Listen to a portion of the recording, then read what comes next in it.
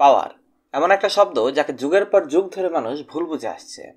পাওয়ার কোনো post, chair বা সিংহাসন থাকা নয়, বরঞ্চ পাওয়ারের খুব সিম্পল একটা ডেফিনেশন হলো পাওয়ার হলো ওই হাতিয়ার যার সাহায্যে আপনি কাউকে দিয়ে আপনার কাজ করাতে পারেন।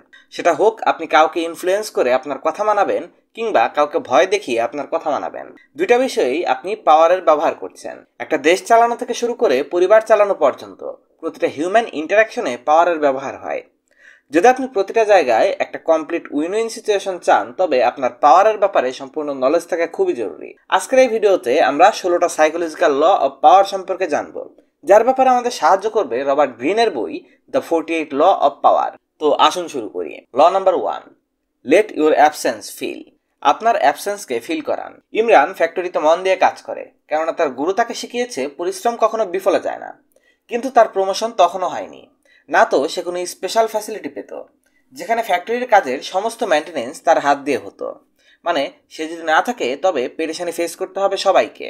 সে বেতন বাড়ছে না দেখে তার মেন্টরের কাছে যায় এবং তার গুরু তাকে বলে, তুমি এটা জানো পরিশ্রম কিভাবে করতে হয়, আর পরিশ্রমের ফল অবশ্যই পাওয়া যায়, কিন্তু তুমি এটা জানো না এই ফল তুমি তখনই পাবে যখন তোমার পরিশ্রম কেউ দেখতে পাবে।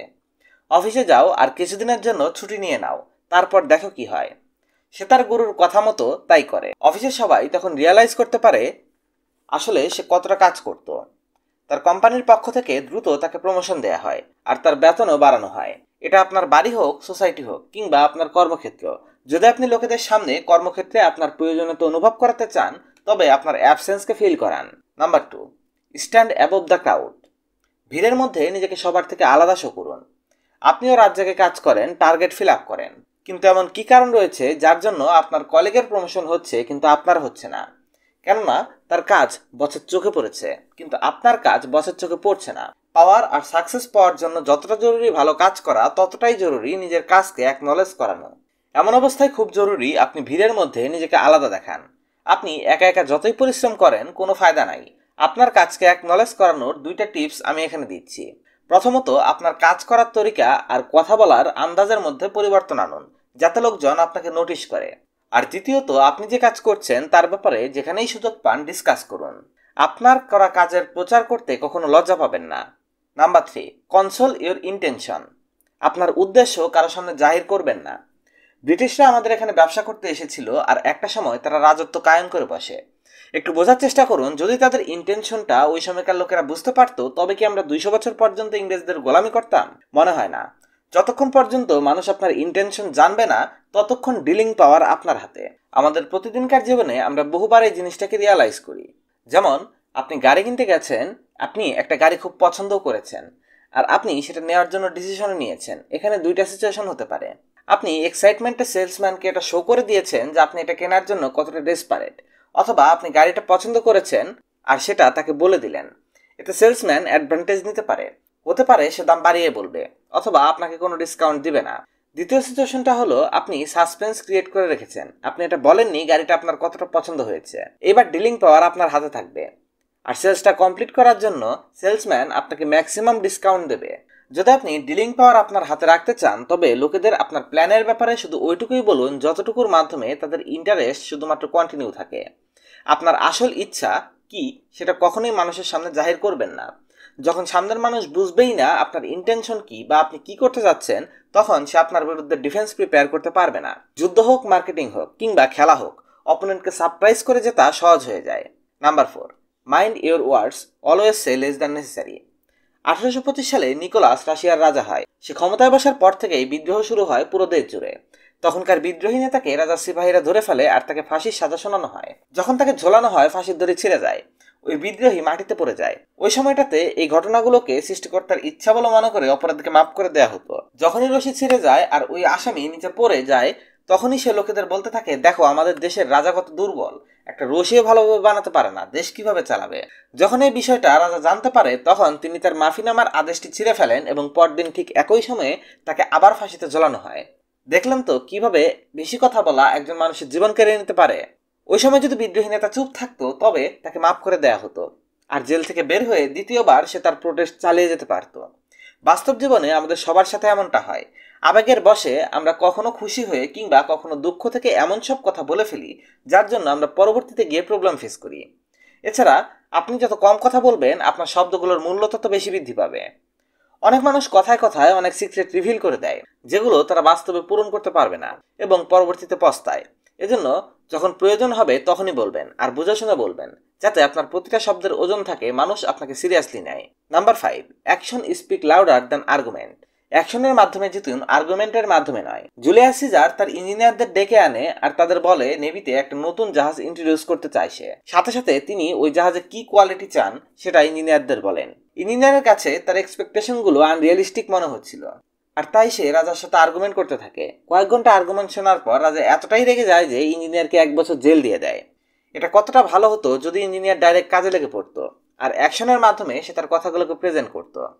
আপনি চাইলে যে কোনো বিষয়ে ঘন্টার পর ঘন্টা আর্গুমেন্ট করতে পারেন, কিংবা ডাইরেক্ট আপনার অ্যাকশনের মাধ্যমে আপনার পয়েন্টকে প্রমাণিত করতে পারেন। আর্গুমেন্টে জিত হাসিল করে হতে পারে আপনি মনে মনে খুশি হচ্ছেন, কিন্তু বাস্তবে আর্গুমেন্ট জিতার মাধ্যমে কেউ কোনো কিছুই পায় না। উল্টো এর মাধ্যমে আমাদের সম্পর্ক এবং রেপুটেশন খারাপ হয়। এখন ফয়সালা আপনার, আপনি আর্গুমেন্ট করে সবকিছু হারাতে চান নাকি একে অ্যাভয়েড করে আপনার অ্যাকশনের মাধ্যমে আপনার পয়েন্টকে প্রুভ করতে চান। Number 6, trust your enemy more than your friend. বন্ধুদের থেকে বেশি শত্রুকে ভরসা করুন। ইতিহাস সাক্ষী, প্রতিবার পিঠে চাকু নিজের লোকেরাই মেরেছে। যাদের মানুষ চোখ বন্ধ করে অন্ধের মতো ভরসা করে তারাই প্রতিবার তাদের ডাউনফলের কারণ হয়। রবার্ট গ্রিন বলেন, যখন প্রশ্ন কোনো দায় দায়িত্ব বা রেসপন্সিবিলিটি আসে তখন বন্ধুদের থেকে বেশি অপরিচিত কিংবা আপনার পুরনো দুশ্মন ছিল এমন কারো উপর রেসপন্সিবিলিটি দেওয়া বুদ্ধিমানের কাজ। কিন্তু প্রশ্ন হলো, এমনটা কেন? কারণ যখন আপনি কারো উপরে ভরসা করেন তখন আপনি তাকে আপনার সিক্রেট বলে দেন, এতে সে আপনার উইকনেস জানতে পারে। এটা তো সাধারণ বিষয়। কম্পিটিশন, লোভ এবং জ্বলন বন্ধু আর আত্মীয় স্বজনের মধ্যেই বেশি থাকে। এজন্য বন্ধুদের সাথে ডিল করার ক্ষেত্রে আপনার ধোঁকা খাওয়ার চান্স বেড়ে যায়। ঠিক সেখানেই যখন আপনি অপরিচিত কারোর সাথে বা পুরনো কোনো দুশ্মনকে কাজ দেন, তখন আমাদের নজর তার প্রতিটা অ্যাক্টিভিটিতে থাকে এবং এই জিনিসটা সেও খুব ভালোভাবে জানে যে আমাদের ভরসা পাওয়ার জন্য তাকে অনেক পরিশ্রম করতে হবে। এজন্য সে তুলনামূলক অনেক ভালোভাবে কাজ করে। অনেক মানুষ হয়তোবা এই কথাটার সাথে সহমত হবেন না। তারা বলবে একজন মানুষ কি কারো উপরই ভরসা করবে না? কিন্তু বাস্তবতা হলো হিউম্যান সাইকোলজি এরকমই। Number 7, never আউটশাইন your master. আপনার কি মনে হয় একটা মিটিং এর মধ্যে আপনি আপনার বসের কাজের একটা ভুল ধরে নিজেকে সঠিক প্রমাণিত করলেন, তবে কি আপনার বস আপনার পরবর্তী প্রমোশনের জন্য আপনাকে রিকমেন্ড করবে? কখনোই না। সে আপনার ভুল খুঁজে বের করে আপনাকে রিপ্লেস করার সুযোগ খুঁজবে, কেননা আপনি তাকে এটা বুঝিয়ে দিয়েছেন যে আপনি তার থেকে বেশি বুদ্ধিমান আর আপনি তার জন্য ঝুঁকিপূর্ণ হতে পারেন কিংবা তাকে ইনসাল্ট করতে পারেন। তাই আপনার মাস্টার থেকে নিজেকে স্মার্ট দেখানোর চেষ্টা করবেন না। যদি আপনি অর্গানাইজেশনাল লেডারের টপ পর্যন্ত পৌঁছতে চান তবে আপনাকে সেই লেডারের রেসপেক্ট করতে হবে। যদি কেউ আপনার থেকে সুপিরিয়র হয়ে থাকে তবে তাকে তার সুপিরিয়রিটির মজা নিতে দিন, তবে আপনি ফায়দাতে থাকবেন। এটা শুধু আজকের দিনের কথা না, বহু যুগ থেকে এটাই হয়ে আসছে। যারা পাওয়ারে রয়েছে আপনি তাদের থেকে সামনে এগোনোর চেষ্টা করার জায়গায় আপনি তাদের মাস্টার হিসাবে থাকতে দিন, যাতে তারা এটা মনে করে যে সে আপনার থেকে বেটার। একটা খাপের ভেতর 2টা তরবারি থাকতে পারে না, এজন্য আপনি মাস্টারকে তরবারি হিসেবে থাকতে দিন আর আপনি একটা ছোট ছুরির মতো আপনার কাজ করে যান। Number 8, talk about mutual interest not emotion. সাহায্য চাইলে মিউচুয়াল ইন্টারেস্টের ব্যাপারে কথা বলুন, ইমোশনের ব্যাপারে নয়। আপনি মানুন কিংবা না মানুন, দুনিয়া সেলফিশ। আপনি কোনো মানুষের যতই উপকার করেন না কেন, যখন আপনার উপকারের প্রয়োজন হবে তখন লোকেরা না করে দেবে।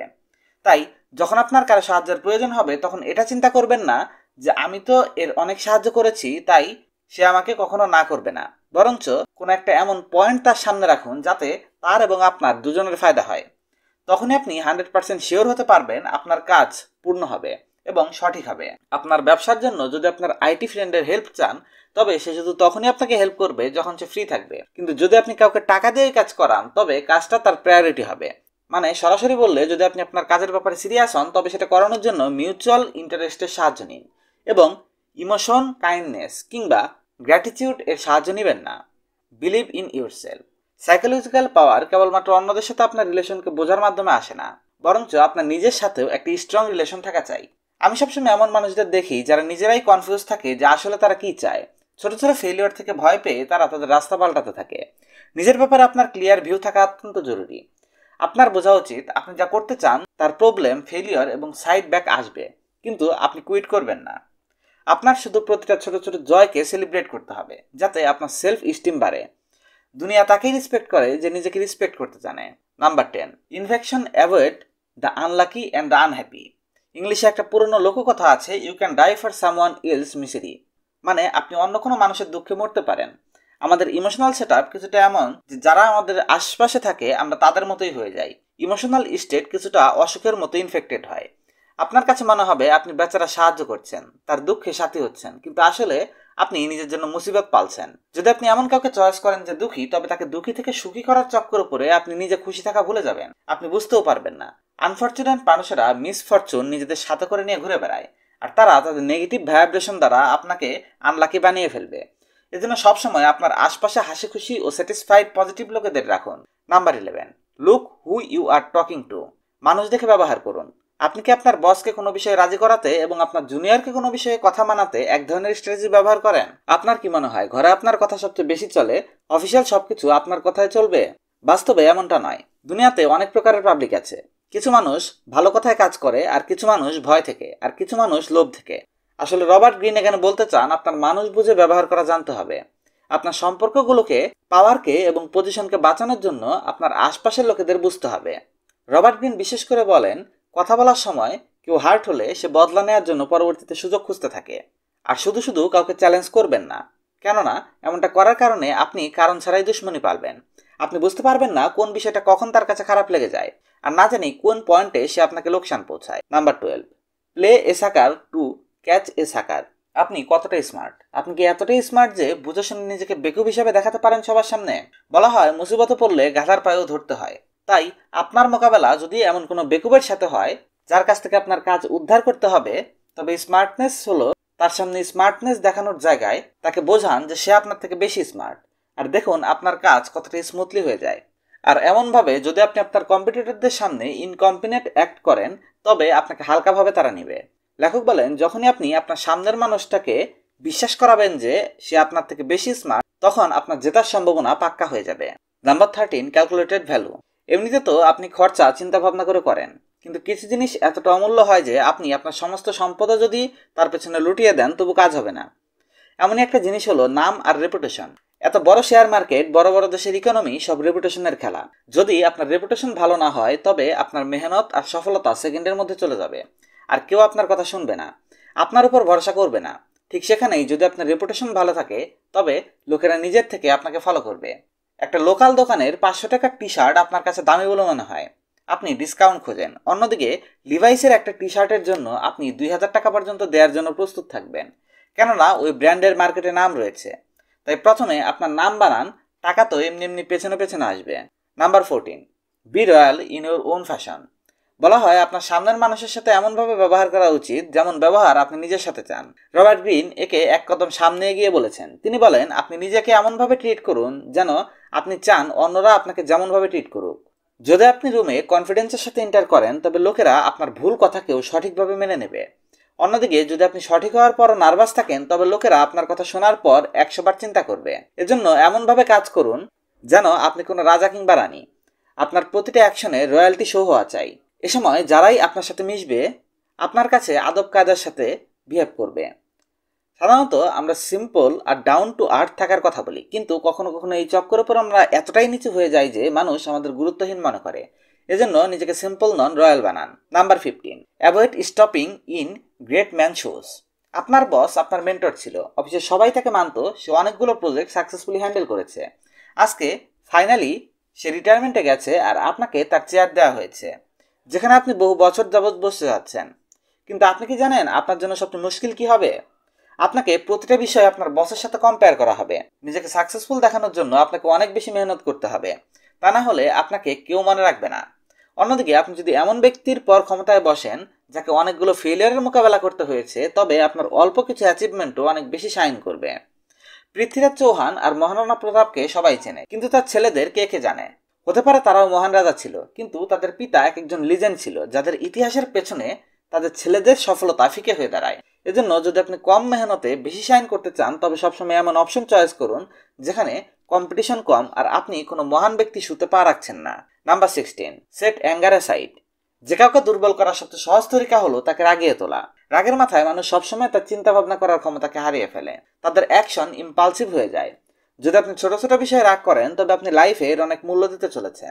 যদি কেউ এটা আন্দাজ লাগিয়ে নেয় বা এটা বুঝতে পারে যে আপনি যে কোনো বিষয়ে রাগ করে ফেলেন, তবে খুব সহজে সে আপনার নার্ভ ধরে ফেলবে এবং আপনাকে রাগিয়ে তুলবে, আপনার ধ্যান নষ্ট করে ফেলতে পারবে, আপনাকে দুর্বল করতে পারবে। এজন্য রাগের মতো ইমোশন আপনার সাকসেসের রাস্তায় আসতে দিবেন না। যদি কেউ আপনার সাথে খারাপ কিছু করেও থাকে তবু রাগ দেখাবেন না, বরঞ্চ শান্তির সাথে কাজ নিন এবং সময় আসার পর নিজের তরিকাতে উত্তর দিন। এগুলো ছিল এমন 16টি সাইকোলজিক্যাল পাওয়ার যার মাধ্যমে আপনি সমস্ত সিচুয়েশনে বিজেতা হতে পারবেন।